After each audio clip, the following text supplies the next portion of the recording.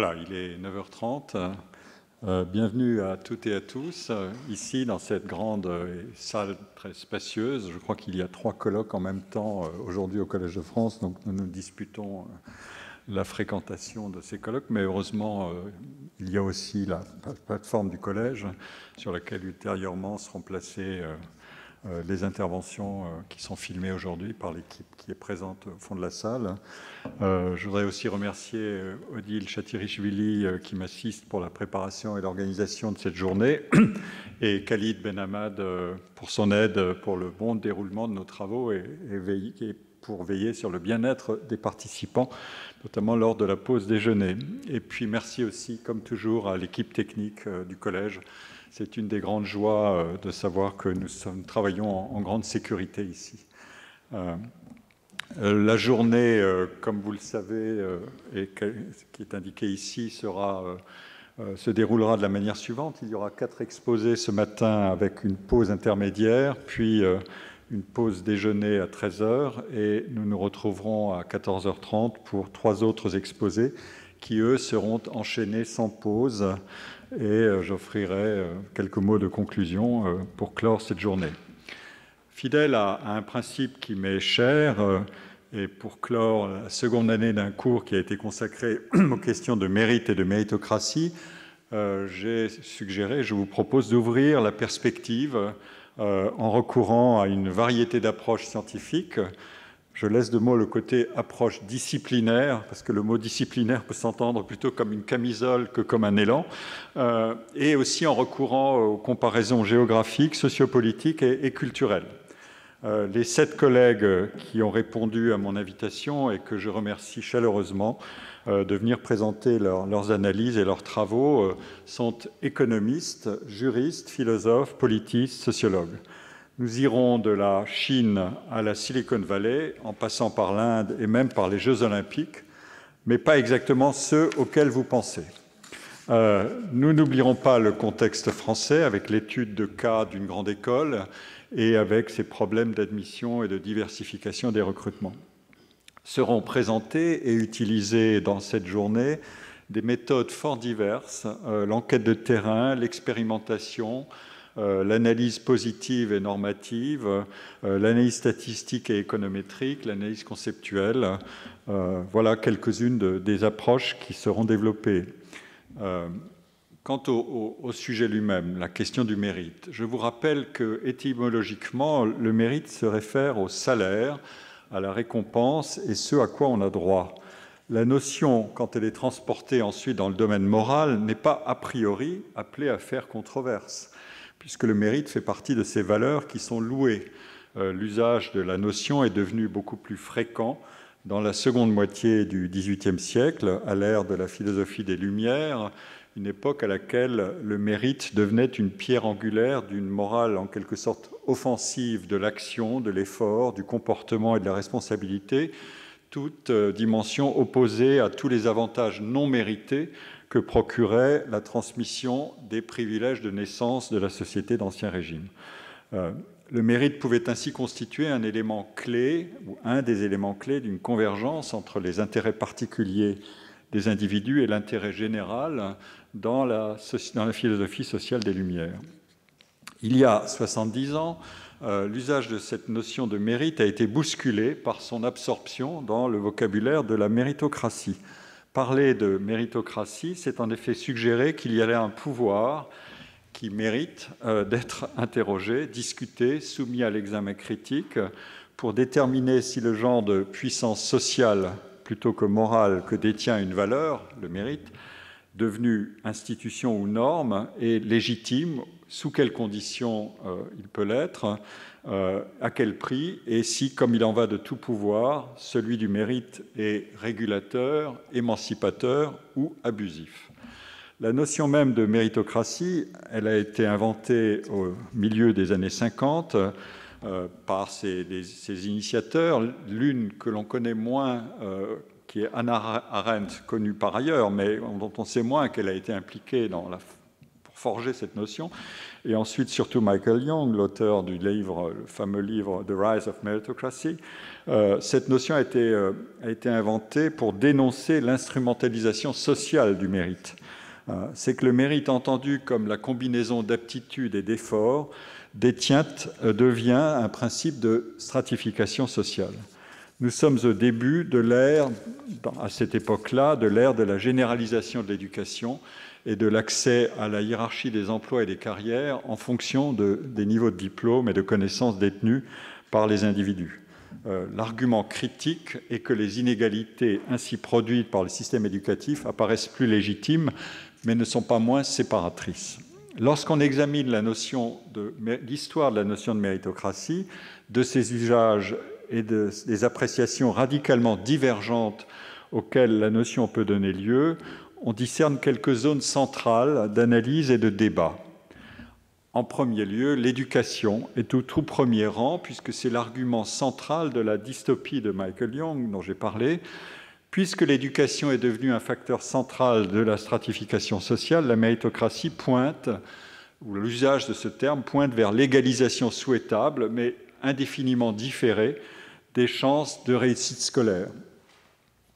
Le contexte du questionnement sur l'égalisation des chances est d'abord national, mais on le voit s'élargir très vite quand on est en présence de phénomènes sociaux, démographiques et économiques qui mettent en jeu les inégalités entre les pays et non plus seulement les inégalités internes à chaque pays. Parmi les pays dont il sera question au cours de cette journée, l'Inde et la Chine sont, ou ont été et demeurent, ou seront encore plus peut-être, exportateurs nets de talents migrants, de jeunes individus formés sur place ou qui partent se former et travailler à l'étranger et qui contribuent jusqu'aux formes les plus avancées de recherche et d'innovation dans les pays qui les emploient. Il n'y a qu'à regarder la composition des cadres dirigeants de l'industrie et des industries de haute technologie aux États-Unis pour comprendre de quoi je veux parler. Dans leurs propres frontières, ces deux pays traitent chacun, du reste, bien différemment les chances de mobilité sociale.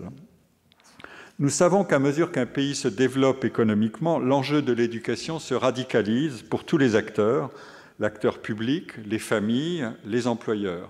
Ce que doit procurer l'éducation, c'est aussi la dynamique de croissance du pays, et ce, dans un contexte toujours plus présent de compétition entre les pays.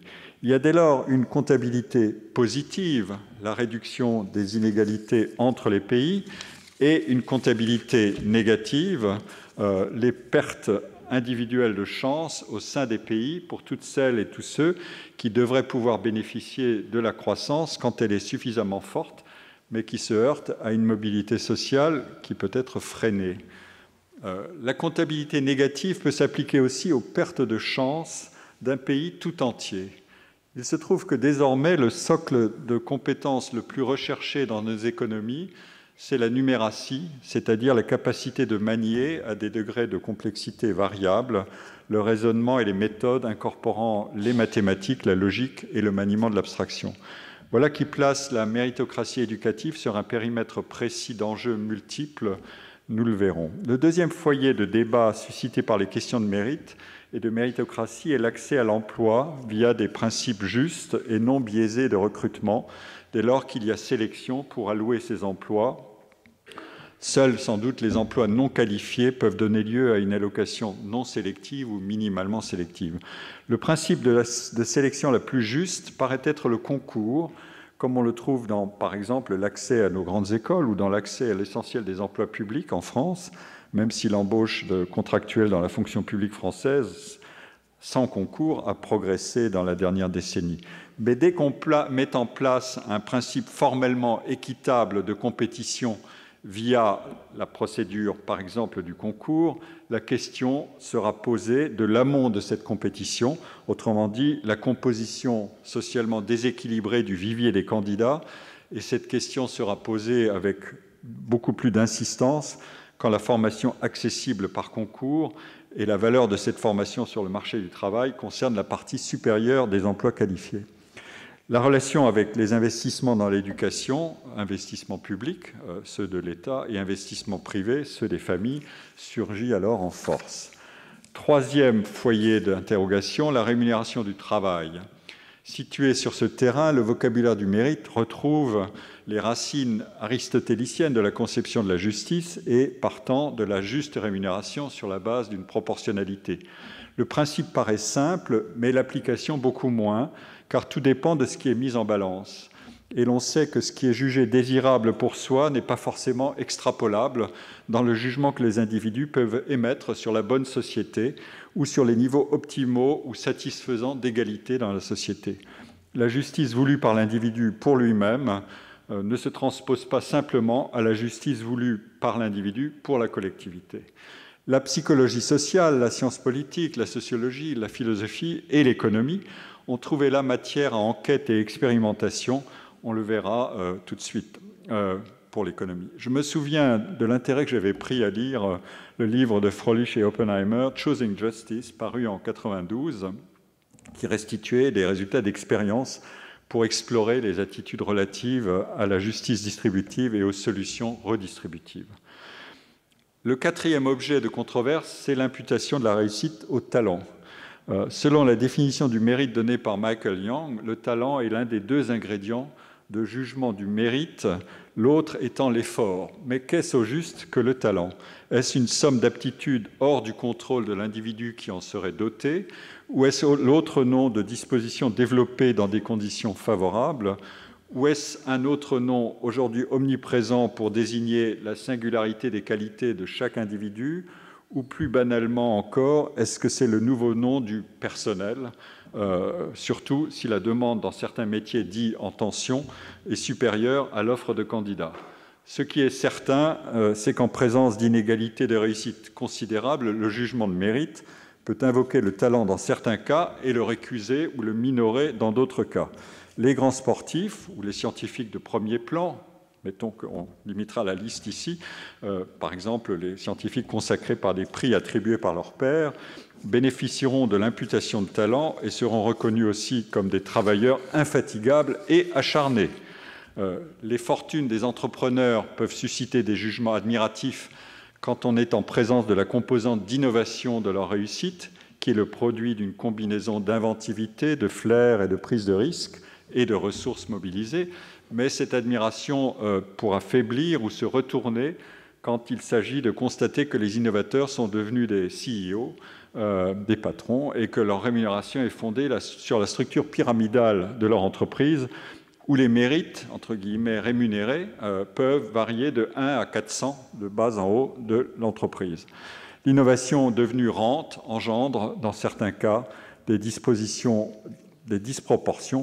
vertigineuses, celles qui n'entrent plus du tout dans le schéma aristotélicien évoqué plus haut. Le dernier foyer de débat autour de la méritocratie est plus large, c'est la conception même des sociétés et de leurs principes de justice sociale. On touche ici aux tensions entre 1. L'aspiration individuelle à une forme ou une autre de réussite personnelle, 2. La solidarité collective exigeant l'égalisation des chances, et 3. L'efficacité des différents modèles d'organisation sociale et politique. Et l'éducation fait retour ici. Si la question de l'éducation est à l'origine même de l'invention de la notion de méritocratie, si elle demeure centrale, c'est qu'elle concerne tout à la fois l'individu et ses chances de trajectoire professionnelle tout entière, le comportement des familles et leur stratégie de transmission de leur capital éducatif, mais aussi le bon design des politiques publiques en la matière. La notion de méritocratie a quelques 70 ans d'âge, mais son actualité a changé de nature parce que le décor a changé. Les valeurs de mérite et les inégalités de chance ne sont plus perçues de la même manière qu'il y a 70 ans dans une société qui parvient à des taux de scolarisation très élevés. Pourtant, les performances scolaires des élèves, par exemple les élèves français, ont en moyenne décliné. Et les relations entre les formations diplômantes et l'évolution des emplois sont sujettes à de multiples formes et risques de désajustement aujourd'hui, et plus encore sans doute demain, puisque s'invitent désormais dans le travail et le marché du travail d'autres intelligences que les nôtres humaines. Dans un livre, Judging Merit, que j'ai eu l'occasion de citer cette année aussi pour une de mes analyses de cas, j'étudiais les candidats dans les concours internationaux de piano et l'évaluation de leur mérite, Les auteurs, Warren Thorngate, Robin Dawes et Margaret Foddy, trois psychologues qui ne manquent pas d'humour teinté d'ironie, écrivent « Les gens sont souvent d'accord sur les critères de mérite, tout comme ils sont d'accord sur le sens des mots ou sur le sens de rotation des aiguilles d'une horloge. Or, les critères varient d'une situation à l'autre. Les critères permettant de juger le mérite des demandes d'admission dans les universités, par exemple, ne sont pas les mêmes que les critères permettant d'attribuer des trophées dans une exposition canine. Malgré cela, poursuivent nos trois psychologues, dans une situation donnée, les critères peuvent être mutuellement acceptés ou rejetés par tous ceux qui jugent et qui sont jugés. Les écarts par rapport au jugement produit par l'utilisation correcte de ces critères peuvent alors, en principe, être mesurés, discutés et rectifiés. » Fin de citation. Eh bien, je vous propose dans cette journée de faire varier les situations étudiées et de vérifier si des significations stables des notions de mérite et méritocratie émergent pour être discutées avec efficacité, notamment s'il s'agit d'inventer des principes robustes de justice et d'efficacité.